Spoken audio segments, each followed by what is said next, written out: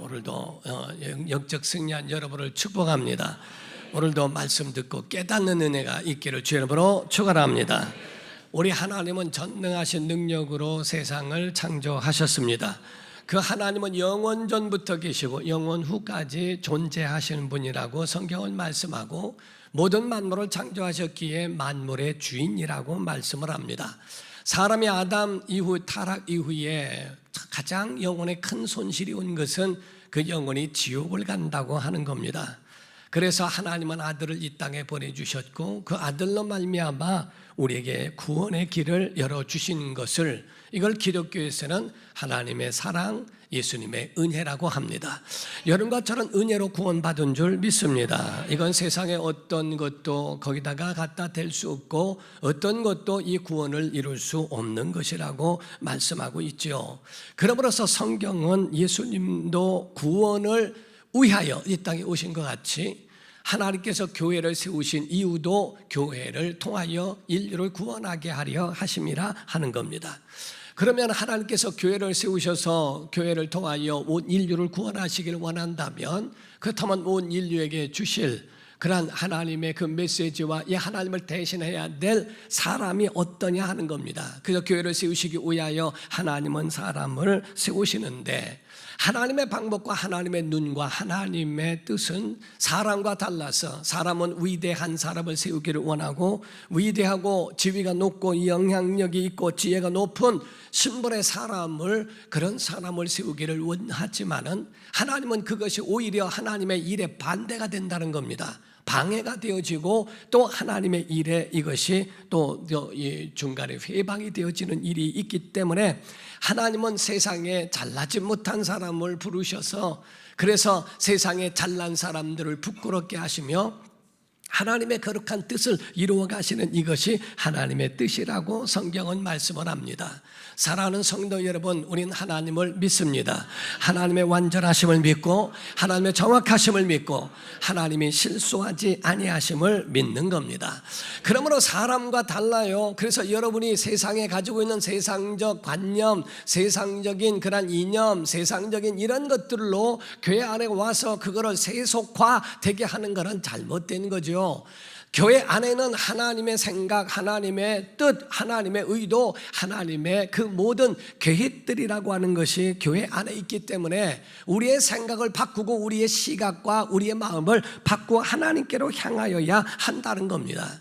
세상은 위대한 사람을 쓰기를 원해요. 그래서 그들을 통하여 큰 역사를 이루기를 원하지만은 하나님은 그들을 부르시는 것이 아니라 부족해도 미흡해도 그리고 미천해도 작아도 그들의 성품을 보시며 하나님이 그들을 통하여 이루실 하나님의 역사를 보게 하시겠다 하는 겁니다.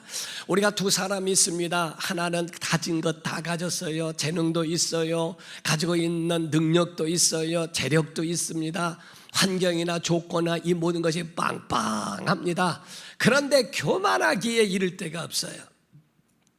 그런데 한 사람은 돈도 없어요. 집이도 없어요. 가문에 못한 문벌도 없어요. 아주 이런 것들이 좀 미흡한데 그런데 성품이 아주 그 말입니다. 그럴 때에 정말 그 마음을 보고 사람이 누구를 쓸까? 그에 대하여 교만한 자며 모든 걸 갖춘 자를 쓸까? 아니면 갖추지는 못했어도 그에게 있는 것, 내가 가지고 있는 걸 그에게 주어서 그 부족한 부분들을 채워주면 이 겸손하고 그 마음속에 정말 하나님의 마음을 가지고 있는 선한 마음을 가진 자를 그를 쓰겠느냐 하는 겁니다. 바로 두 사람 중에서 성품 있는 자를 쓰려고 하는 것처럼 하나님 전능하신 하나님이기 때문에 재능이나 이 모든 것들도 다 하나님이 주셨다는 거거든요. 환경이나 조건이나 이런 것이 부족하다 할지라도 그에게 내가 가지고 있는 것을 그에게 스폰이 되고 정말 그에게 후원자가 되어줘서 다 채워주기만 하면 이가 크게 성공할 수 있다면 그에게 투자하고 그에게 모든 것들을 후원하고 세워주려고 하지 않겠습니까? 재능이 있고 교만한 자보다는 재능은 없어도 그 재능과 이 모든 뒤에 부족한 부분을 채워주기만 하면 할 수 있는 그런 겸손한 자를 쓰지 않겠는가? 하나님은 능력 있는 분이시기 때문에 하나님은 교만한 자를 물리치시고 겸손한 자에게 은혜 베푸시는 줄을 믿습니다. 그것이 바로 성경과 세상 사람들이 말하고 있는 위인들의 차이라는 겁니다. 세상의 위인들과 성경의 위인은 근본적 차이가 있어요. 먼저 성경을 한번 봅니다. 고린도전서 1장 26절에서 28절을 봅니다. 시작. 형제들아 너희를 부르심을 보라. 육체를 따라 지혜 있는 자가 많지 아니하며 능한 자가 많지 아니하며 문벌 좋은 자가 많지 아니하도다. 그러나 하나님께서 세상의 미련한 것들을 택하사 지혜 있는 자들을 부끄럽게 하려 하시고 세상의 약한 것들을 택하사 강한 것들을 부끄럽게 하려 하시며 하나님께서 세상의 철한 것들과 멸시받는 것들과 없는 것들을 택하사 있는 것들을 폐하려 하시나니. 하나님의 부르심을 봐라. 그들에 대하여 정말 능한 자가 있느냐 문벌 좋은 자가 있느냐 아니라 세상에 차라리 하나님은 미련한 것들을 택하사 지혜 있는 것들을 부끄럽게 하시고 세상에 약한 것들을 택하사 강한 것들을 부끄럽게 하시고 세상에 전한 것들 멸시받는 것들 없는 것들을 택하사 있는 것들을 폐하려 하심이 아니냐라고 말씀을 하시죠.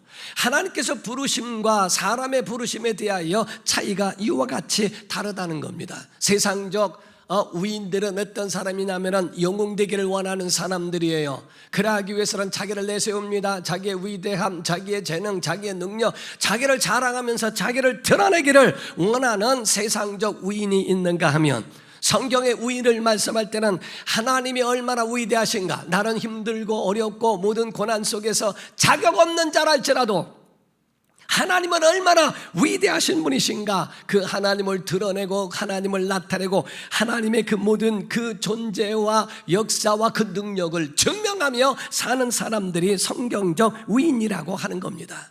사랑하는 성도 여러분, 모든 만물이요 다 하나님의 것입니다. 여러분과 저도 하나님의 것으로 사는 걸 믿으셔야 됩니다.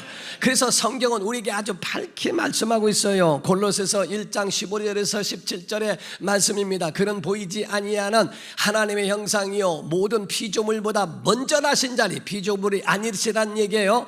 만물이 그에게서 창조되되 그가 창조하셨다는 겁니다. 하늘과 땅에서 보이는 것들이나 보이지 않는 것들이나 호는 왕권들이나 주권들이나 통치자들이나 권세들이나 만물이 다 하나님께로부터 예수님께로부터 말미암아 나왔다는 겁니다. 그리고 모든 것이 그를 위하여 창조되었고 이렇게 되어 있어요. 또한 그가 만물보다 먼저 계시고 만물이 그 안에 함께 섰느니라. 모든 만물이 하나님에 의하여 창조된 것처럼 모든 창조물도 그를 위하여 존재한다라고 말씀하고 있는 겁니다. 사랑하는 성도 여러분, 저는 목사가 되면서도 자격 있어 목사가 됐다고 생각한 적이 없습니다. 정말 내가 무슨 재능이 있고 뭐가 있고 그렇지 않습니다. 부족하기가 한도 없고 끝도 없는 그런 사람이지만은 어떻게 하나님이 나를 부르셨을까? 그게 저도 하나님께 묻고 싶은 겁니다. 그럴 정도로 모든 것 그냥 하나님이 주신 대로 내가 잘하는 것, 하나님이 주신 대로 내가 할 수 있는 것, 내가 행복한 것, 하나님의 뜻과 하나님의 말씀에 합당한 그것을 하려고 노력하는 것뿐이라는 거죠. 여러분과 저는 자랑할 것이 없다는 겁니다. 다 하나님의 것이라는 겁니다. 그분의 은혜로 내가 살았으니 그분에게 돌려드리는 것을 증명하며 살기를 주의 이름으로 축원합니다. 성경의 고린도전서 4장 7절에는 이런 말씀이 있어요. 시작. 누가 너를 남달리 구별하였느냐? 내게 있는 것 중에 받지 아니한 것이 무엇이냐? 내가 받았은즉 어찌하여 받지 아니한 것 같이 자랑하느냐? 왜 너 자랑하느냐? 네 중에 받은 것 없냐? 다 받은 거 아니냐? 근데 왜 하나도 받지 않은 것처럼 그렇게 네 것처럼 자랑하냐 하는 말입니다. 사랑하는 성대로 아멘 합시다. 건강도 주셨습니다. 은혜도 주셨습니다. 구원도 주신 것이고요. 여러분 모두 수명도 하나님이 주신 겁니다. 자녀도 주신 거예요. 아내도 남편도 주신 거예요. 이와 같이 다 주신 거를 받고 살고 있는데 어째 하나도 안 받은 것처럼 그렇게 너만 잘났다고 자랑하느냐라고 바울은 고린도 교회에 책망하며 그들에게 깨닫게 하는 말씀을 하고 있는 거예요. 창세기 12장에 보면 아브라함이 나옵니다. 그 이전에는 아브라함에 대하여 기록하지 않습니다. 왜냐하면 아브라함에게 대하여 그렇게 돌출나게 그렇게 드러날 만한 것도 없고 혹 드러날 것이 있다 할지라도 하나님 앞에서는 아무런 가치 없는 무가치한 것들이기 때문에 기록할 필요가 없다는 거죠. 여러분, 야곱이란 사람에 대해서도 마찬가지입니다. 그 전에 종종 어떤 사람이, 많은 사람들이 저한테 물어요. 제가 성경을 아무리 봐도 야곱은 아닌데, 아무리 봐도 야곱은 비열한데 형껏 팥죽 한 그릇으로 장자의 명분을 사버리고 그 축복도 괜히 해가지고 꼼수를 써가지고 아버지한테 대신 받고 도망가고 이런데 복을 받은 게 이해가 안 된다. 어떤 학자가 그렇다고 합니다. 그런 질문이 우리 교회만 있는 게 아니에요. 다른 교회도 있고 그렇습니다. 근데 그 학자가 그 얘기를 듣자마자 한마디 했대요. 그거 너 때문에 그래요 그랬대요. 왜냐하면 야곱 같은 자를 하나님이 부르시고 야곱 같은 자에게도 은혜를 주시는데, 그럼 하나님이 나 같은 부족한 자도 주시겠네, 나같이 부족한 자도 하나님이 부르실 거 아닌가라고 하는 하나님의 시청각 교육일 수도 있다라고 말씀합니다. 사랑하는 성도 여러분, 하나님은 유능한 사람만 부르시는 거 아닙니다. 하나님은 우리같이 부족한 자들도 불러주시겠다는 거예요. 그래서 예수님 말씀하기로 수고하고 무거운 짐진 자들아 다 내게로 오라, 내가 너희를 쉬게 하리라. 수고해도 오라는 겁니다. 무거운 짐진 자들도 오라는 겁니다. 아니, 도리어 성경은 우리에게 말씀을 더 깊게 나아가고 있어요. 마태복음 9장 13절입니다. 시작. 너희는 가서 내가 긍휼을 원하고 제사를 원하지 아니하노라 하신 뜻이 무엇인지 배우라. 나는 의인을 부르러 온 것이 아니요 죄인을 부르러 왔노라 하시니라. 차라리 주님 말씀하시기를 제 잘났다고 하고 주님 필요 없다고 하는 자들을 위하여 온 게 아니라, 구원을 필요로 하고 용서를 필요로 하고 하나님 사랑을 필요로 하는 그런 죄인들이 나를 필요하게 한다면 내가 그들의 필요가 되어줄게. 그들에게 구원을 베풀 것이고 용서를 베풀 것이고 그들에게 사랑을 베풀어 주실 것이라고 하는 주님의 의지가 그 속에 담겨 있는 겁니다.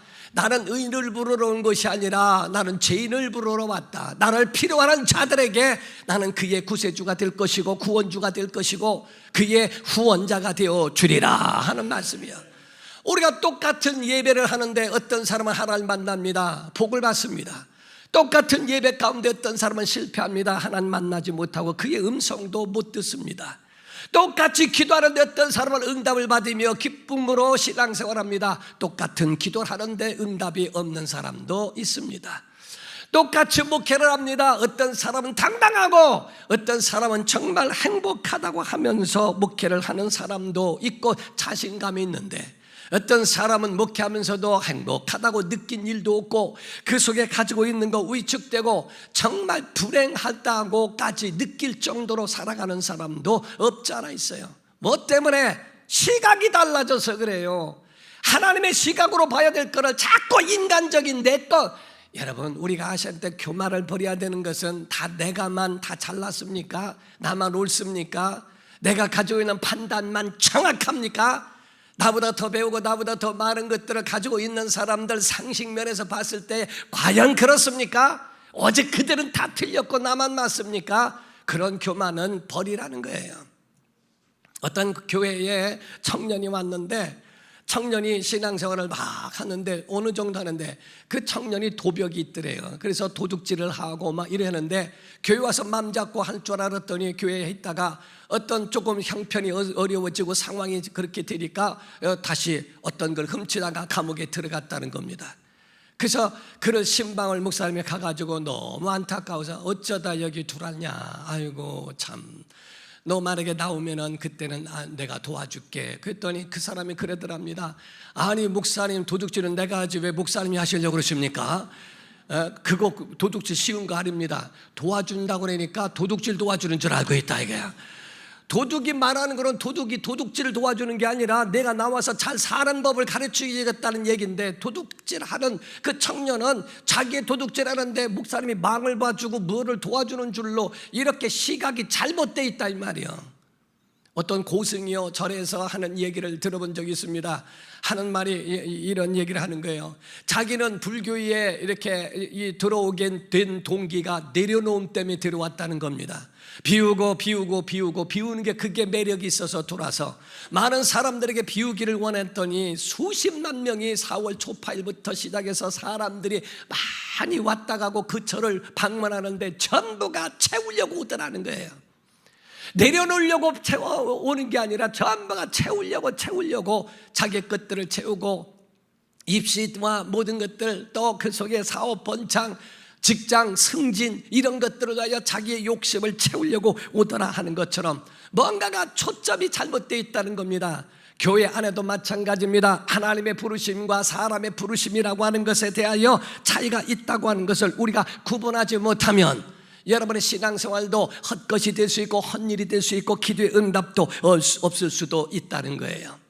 세상에 가지고 있는 재능이나 지식이나 그런 능력들이 있다 할지라도 그 자체가 하나님께는 전혀 무의미하다는 겁니다. 이런 모든 조건들이 다 있다 할지라도 그 조건이 신앙생활과는 전혀 상관이 없다는 겁니다. 물질과 조건이 없을 때는 불편은 할지라도 불행하지는 않는다는 거예요. 여러분과 저는 세상에 불편함이 있을지라도 불행하지는 않습니다. 여러분 예수 안에 행복하면 아멘 하십시오. 그 행복을 누리기를 주 이름으로 축원합니다. 신앙생활은 문화생활이 아니에요. 신앙생활은 영적생활입니다. 문화생활은 그냥 아쉬움으로 끝날 수 있고 다음에 기회가 있을 수 있지만 영적생활은 그렇지 않습니다. 천국이냐 지옥이냐는 겁니다. 구원이냐 심판이냐는 겁니다. 하나님의 그 가족이 되느냐 아니면 이 세상에 망하여져가는 그 삶으로 살아가느냐에 기대한 그것이 기로에 서 있게 되는 것, 이것이 바로 영적 생활이라고 하는 거죠. 오늘 종일 이렇게 제가 말씀드리고자 하는 것은 본문에 있는 말씀을 설명하기 위하여 강력하게 말씀을 하고 있는 거예요. 하나님 앞에는 이런 모든 여러분 속에 있는 재능과 좋은 것들이 하나님께는 쓰임받는 것이 아니라 도리어 방해가 되고 하나님을 가까이 하는 것에 더 멀어지게 만드는 그런 요소들도 차라리 될 수 있다는 겁니다. 여러분 환경 탓하는 게 아닙니다. 여러분의 시각이 하나님께 향하게 되기를 주 이름으로 축원합니다.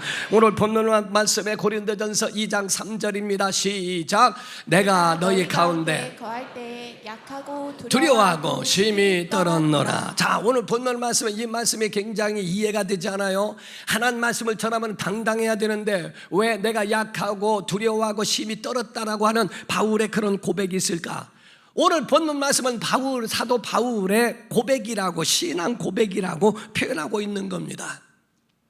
여러 가지를 추측하면서 그에 대하여 왜 그럴까라고 생각할 수 있지만은 딱 하나라는 거예요. 오늘 본문 말씀에 있는 말씀은 바울의 하나님 앞에서의 신앙 고백이라는 거죠.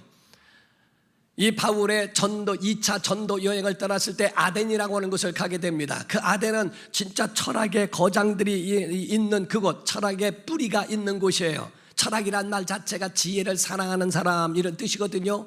근데 이 철학에 대하여 이 아덴이라는 곳은 소크라테스 또한 플라톤, 아리스토텔레스 이런 사람들이 정말 그 뿌리 가운데에 있는 그런 사람들이라고 이야기합니다. 이 사도 바울은 아덴에 들어가면서 막 흥분이 되기 시작합니다. 마음이 설레기 시작해요. 왜냐하면 자기의 주제이고 자기가 가지고 있는 일가견이 있는 자기의 파트거든요. 그러니까 아덴에 가서 철학으로 변론도 합니다. 논쟁을 합니다. 막 합니다. 그래서 철학적인 가운데 예수를 전하려고 하는데 완전히 실패해버립니다.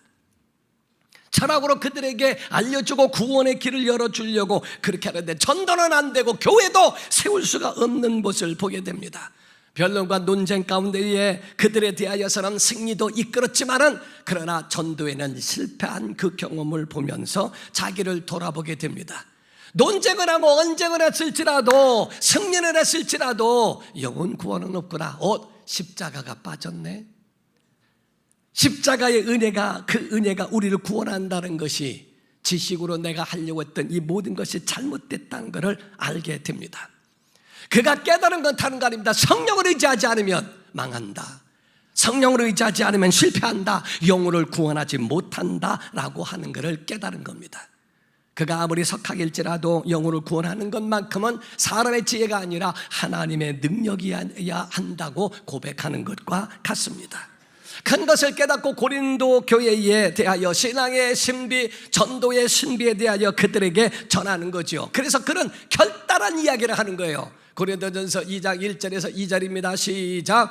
형제들아, 내가 너희에게 나아가 하나님의 증거를 전할 때에 말과 지혜의 아름다운 것으로 아니하였나니 내가 너희 중에서 예수 그리스도와 그가 십자가에 못 박히신 것 외에는 아무것도 알지 아니하기로 작정하였습니다. 아멘. 여기서 아주 작정했다. 나는 말과 지혜로운 아름다운 이 지혜의 아름다움으로 하지 않고 오직 예수 그리스도와 십자가 외에는 알지 않기로 내가 다른 것들은 내가 그런 것을 그것에 대하여 나는 거부한다 하는 그런 말과 같은 겁니다. 우리가 지혜가 있을진데 그 지혜가 나를 지키고 다른 사람을 지켜주는 것, 지혜가 잘못됐다는 말을 하는 게 아닙니다. 지혜가 필요하죠. 사회를 살아가고 목회를 하더라도 지혜가 있는 사람들에게 같이 가게 되면 아주 평안합니다. 행복할 수 있습니다. 그러나 그 지혜가 능력은 아니라 하는 거지요. 어떤 목회자는요, 시골에서 목회를 하는데 언어를 들어보면 정제되지 않아서 저렇게 지혜롭지 않으면 어떡하나 하고 그 마음에 아주 굉장히 안타까움을 가졌다고 합니다. 시골에서 목회하면서 전도를 하는데 전도지를 들고 그들에게 말한답니다. 지옥 자식들, 독사의 자식들아, 막 이렇게. 지나가는 독사의 자식이 얼마나 기분 나쁘겠어요. 천국에 대한 말씀으로 그들에 대하여 천국에 대해서, 그건 온 인류가 다 지옥에 대한 것으로 갈 수밖에 없는 운명이에요. 그거를 그렇게까지 할 필요는 없거든요. 그들에 대하여 조금 더 나아가서 그들에게 정말 지혜로 가까이 해줄 수 있는 것도 필요하지요. 식당에 가서도 때로는 그들에게 대하여 정말 각자 기도를 하면서도 그 모든 분위기와 이런 것들을 맞춰주면서 거기를 이끌어가는 것도 지혜롭게 할 수도 있습니다. 제가 어느 부흥회를 갔는데 거기서는 강사 대접을 하더라도 단독방이 있어도 그렇고 없어도 그렇고 그냥 강사한테 기도를 시키지 않고 그냥 각자 기도를 시키는 일도 있더라고요.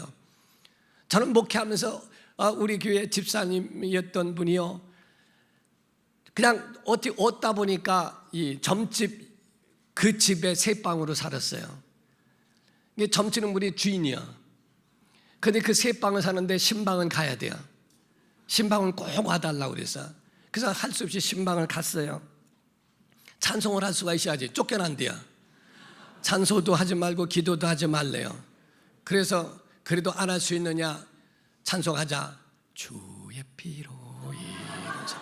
그래가지고 아주 작게 찬송을 하고 기도도 살살살살, 저쪽 안 들리게 살려고, 쫓겨나면 안 되니까 하고서 기도하고 한 다음에 하나님 이곳을 벗어날 수 있는 은혜 달라고 기도하고 그랬더니 금방 그 모든 것들이 해결되고 건너갈 수 있도록 하나님 은혜를 주셨어요. 그러니까 그런 그냥 어떠한 지혜를 말하는 겁니다. 버스 전도를 할 때였습니다. 버스 전도를 할 때 여러분 저는 예수님을 만난 청년입니다 하고 얘기했더니 거기서 은혜 받는 사람들도 있는데 한 사람이 얼마나 뭐라고 하든지 여기가 목사 연습하는 데는 줄 아냐고 막 소리를 지르길래 웃으면서 미인 감사 해가면서 그러면서 전도를 하고 내려온 적이 있어요. 그걸 내려왔을 때 같이 저하고 같이 갔던 제 친구가 그 말이 아주 화가 났는지 자기가 다 나가더니 다시 여러분 예수 믿고 구원 받으십시오 이렇게 하니까 그 사람이 또 얘기합니다. 여기가 지금 뭐 하는 거야 하고 소리 지르니까 막 전도하다가 너 죽여버린다 막 이러니까 그 사람은 저지는 시켰긴 한데 전도는 안 돼요. 이게 전도는 이 전도하는 사람이 거기에 자기의 성품과 이런 것들을 거기에 조절하고 절제하고 하지 않으면은 전도의 길이 막혀버린다. 자기 영혼을 지키는 것도 중요하지만은 자기의 이 모든 것을 통하여 통로가 돼서 그래서 구원을 받게 하는 이것까지도 필요한데 지혜가 부족한 것은 그거는 아쉽고 안타까울 뿐이다. 여기에 대하여 지혜를 거부한다는 의미가 아니다. 지혜가 쓸모없다는 얘기가 아니다. 여기서 바울이 말하는 지혜의 아름다운 말이란 말은 미사여구를 통하여 말로 사람을 말하고 말로 그들을 설득하고 하는 그것이 능력이 아니라는 것을 말하는 겁니다.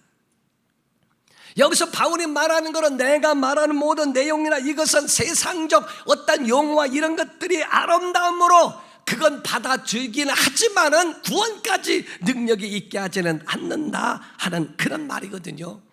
다시 한번 말씀합니다. 고린도전서 2장 2절과 4절입니다. 시작. 내가 너희 중에서 예수 그리스도와 그가 십자가에 못 박히신 것 외에는 아무것도 알지 아니하기로 작정하였음이나 내 말과 내 전도함이 설득력 있는 지혜의 말로 하지 아니하고 다만 성령의 나타나심과 능력으로 하여 이렇게 돼 있죠.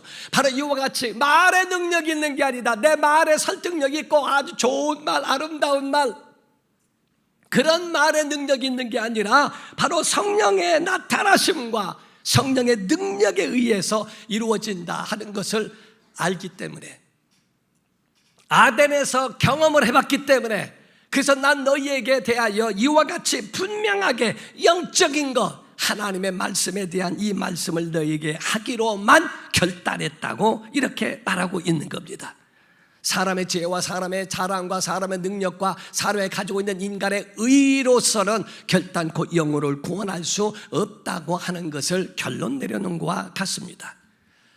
여러분, 신기하죠? 교회 왔으면 교회에 온 사람들의 그 마음을 보게 되면 그 교회에 온 사람들 처음에는 세상적인 것 가지고 올 수 있어요. 그러나 오고 난 다음에는 다른 거 다 내려놓고 예수님 붙잡지 않습니까? 이것은 사람에 대한 가지고 있는 그 능력으로 되는 게 아니라 하나님이 그런 마음을 주셔야 한다 하는 거예요. 그 성령의 역사가 우리 교회도 있기를 주의 이름으로 축원합니다. 이와 같은 결단은 사도 바울이 하는 거예요. 나는 예수님과 그의 십자가에 못 박히신 이 은혜 외에는 아무것도 알지 않기로 내가 결단했다, 그렇게 작정했다고 이렇게 말씀하고 있는 겁니다. 고린도에는 피 묻은 예수 그리스도의 십자가만 전하겠다라고 하더니 결국에 정말 그 고린도 교회의 역사가 일어납니다. 아멘 합시다. 예수 안에 생명이 있습니다. 예수 안에 능력이 있습니다. 권세 있습니다. 능력이 있습니다. 그래서 철학이 아니라, 철학은 능력이 아니다, 이런 철학적인 것이 아니라 십자가의 은혜가 능력이라고 표현하는 겁니다. 갈라디아서 6장 14절입니다. 시작. 그러나 내게는 우리 주 예수 그리스도의 십자가 외에 결코 자랑할 것이 없으니 그리스도로 말미암아 세상이 나를 대하여 십자가에 못 박히고 내가 또한 세상을 대하여 그러하니라, 이렇게 말씀하죠. 여러분, 구원은 예수 안에 있습니다. 행복도 우리 예수 안에 있습니다. 영원한 모든 삶이 예수 안에 있어요. 그리스도 안에 예수의 보혈이 있고 예수의 이름이 있고 예수의 생명과 그런 성령의 역사하심이 있다는 거죠. 그래서 사도 바울은요, 고린도전서 2장 5절에 말씀을 하기를 너희 믿음이 사람의 지혜에 있지 아니하고 다만 하나님의 능력에 있게 하려 하였노라. 그래서 내가 세상적 방법이 아니라 하나님의 방법을 쓴 이유도 이것이, 이 모든 능력이 세상적인 능력과 연합된 게 아니라 하나님의 말씀에 능력이 있는 거야 라고 하는 것을 깨닫게 하려고 이렇게 했다라고 하는 표현을 하고 있는 겁니다. 사랑하는 성도 여러분, 여러분의 능력으로, 여러분의 지혜로 어떻게 설명할 겁니까? 지옥을 어떻게 설명할 겁니까? 여러분, 지옥이 있습니다. 가봤어? 가보지는 않았지만은 어쨌든 있습니다.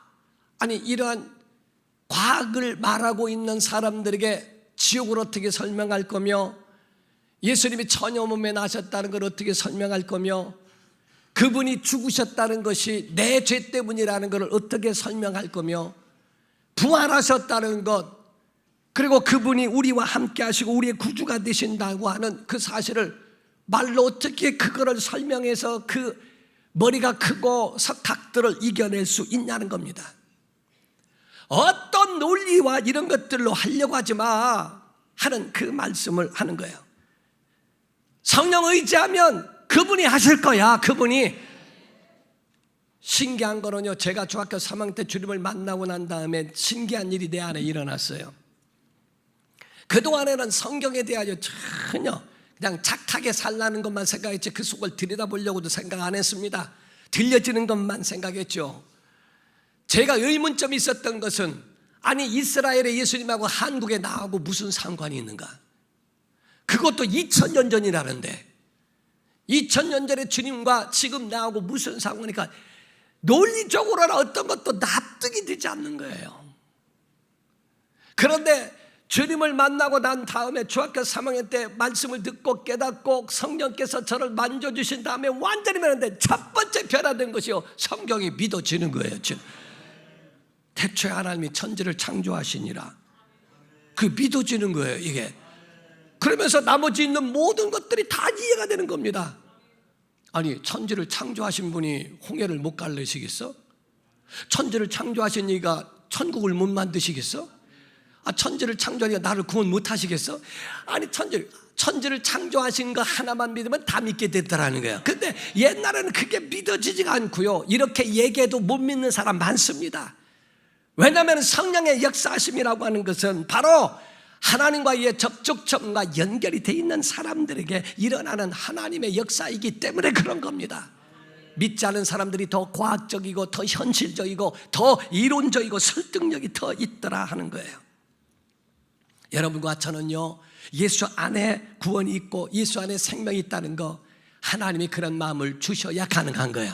여러분과 저희는 예수 안에 있는 복된 성도가 되기를 주 이름으로 축원하고요, 세상적 시각을 벗어나 하나님의 시각으로 변화해지기를 예수 이름으로 축원합니다.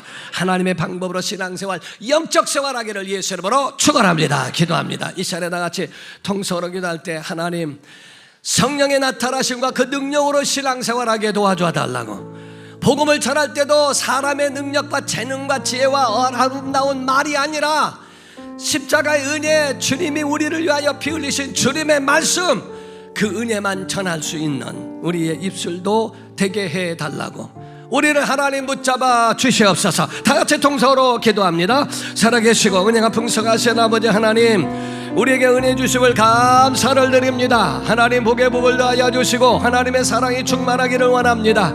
아버지 하나님, 우리 사랑하는 성도들에게 크고 놀라운 은혜로 더하여 주시옵시고 생명으로 인도하여